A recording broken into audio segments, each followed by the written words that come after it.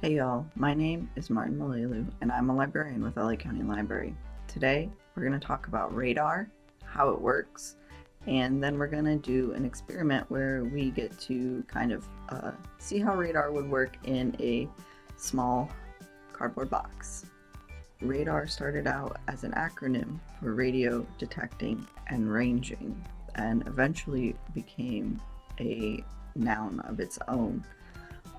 So the way radar works is there is an antenna, a transmitting antenna that sends electromagnetic waves, often radio waves or microwaves, out into space or into an area.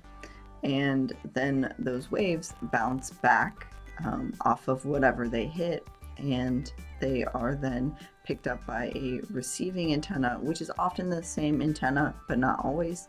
And then they are processed and displayed as an image so that we can see what exists out in the world. More concrete examples of this might be how do we know how deep the ocean is? We can use radar, we can send those electromagnetic waves down into the ocean, and we can tell how deep the ocean is based on how long it takes for those waves to hit the bottom and then bounce back to that antenna. If you're interested in learning more about how radar works, I encourage you to check out Britannica School. They have a lot of information about radar as well as other topics. It's a pretty useful resource and it's absolutely free with your library card. As you can see, I could easily find a very basic article on radar and also easily navigate to a little more complex one.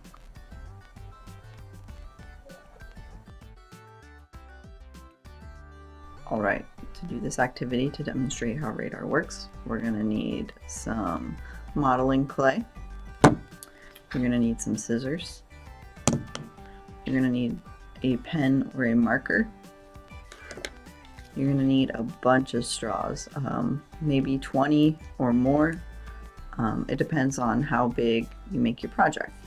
You're going to need a ruler, and you're going to need a shoebox.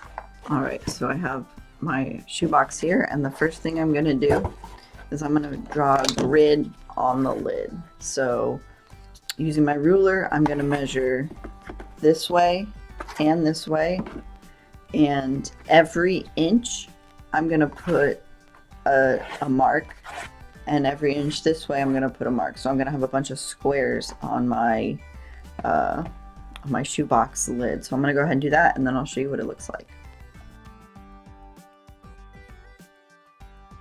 Alright, so I don't know if you can tell, but I have a dot at every inch mark here and every inch mark right here.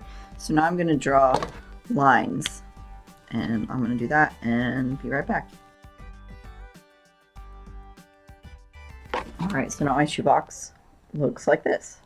Alright, so now using your scissors, you're going to make a hole big enough for the straw at every intersection. Okay, so it's going to be a lot of holes. It's going to take you a minute. I'm going to use these scissors here because I think that it's going to be easier. If you want to use a craft knife or an X-Acto knife or something like that, that might work too.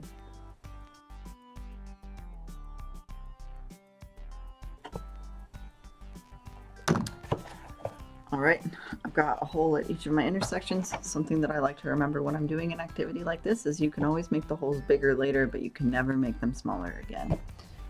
So even if some of these aren't big enough right now, that's okay. I can always make them bigger when I go to put the straws in. The next thing we're going to do is we're going to take our modeling clay, and if you have seen the video that I am in about topography, this might feel kind of familiar, but we're going to create a little topographic area down here. So we're going to take our modeling clay and we're just going to make different elevations inside of the box. Alright, so I'm going to take one little bit of this modeling clay and I'm going to make it flat, and I'm going to take another little bit of modeling clay and I'm going to make it not quite as flat. So like these are going to be different heights. I'm going to make a big thing of modeling clay. And I'm going to make this one even higher. The more modeling clay you have, the better. If you don't want to use modeling clay or you don't have modeling clay, you can pretty much glue down anything inside of this box that you want.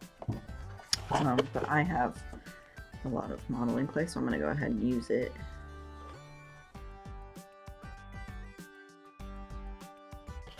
Alright, so I've built up a couple of little modeling clay objects, so now I'm going to put them in here.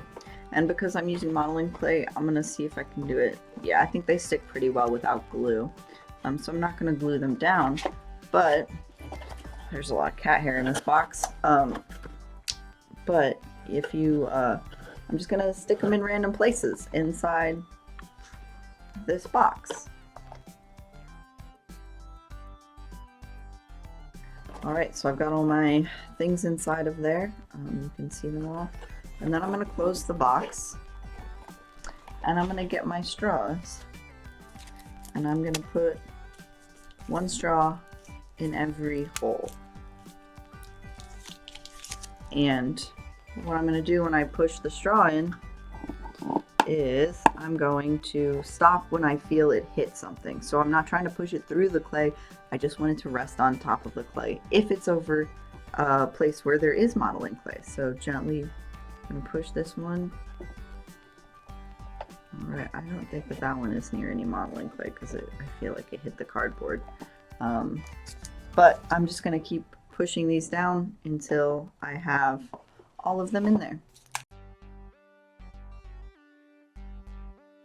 Alright, so I've got all my straws in, as you can see here, and you can see that they are different elevations. To make them a little bit more straight up and down, you could put some modeling clay around here if you wanted, but I think it shows well enough without trying to make them all exactly straight up and down where the landmarks are that I put in here. So like where the straws sit a little bit higher are where the objects inside this box are. So that's kind of how radar would work, is it would send the electromagnetic wave down, and then the way it bounces back is gonna show us what objects are in places that we might not be able to see. Another fun thing you can do with this is you can change up what's inside the box if you haven't glued it down.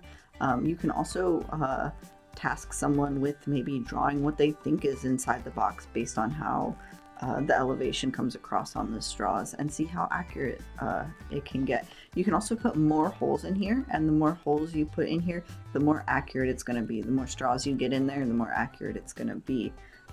So you can also keep that in mind too if you want to put more holes in the box and see what you can do. Thanks for joining me today. I hope you enjoyed learning a little bit about radar, and I hope that you check out Britannica School. It's a pretty cool resource. It's got a lot of information. There's a link in the description to that resource. It's free with your library card. So don't forget to subscribe to check out our videos, and bye for now.